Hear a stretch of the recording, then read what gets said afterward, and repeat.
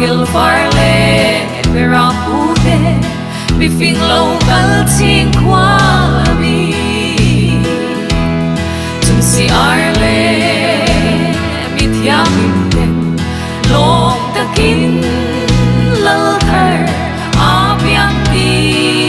bin chu lal sung sung lal angin abyang nemo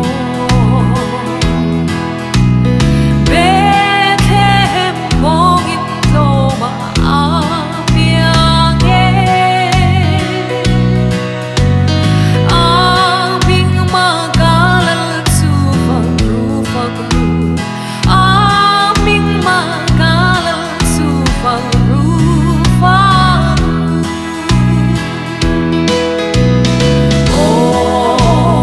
Angel farle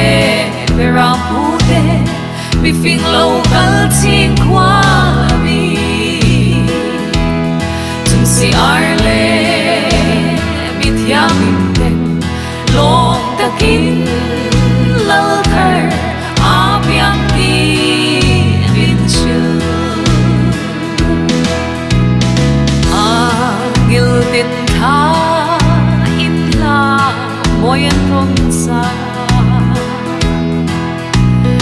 mi sinh te te na rem leng se di in Krista rem na lal su fang ru fang ru Krista rem na lal su fang ru fang ru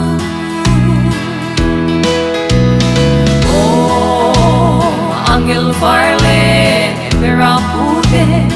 bifing local ting kwami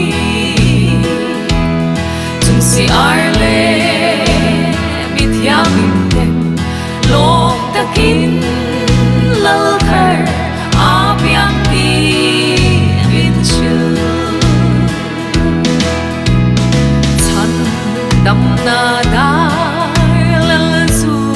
bilio chua lấy lệ van trăm sông sông thăng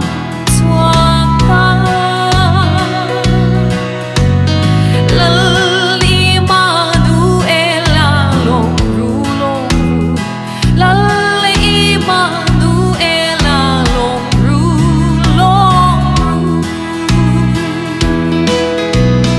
oh angel farle vera pute bifing local ting kwami tum si arle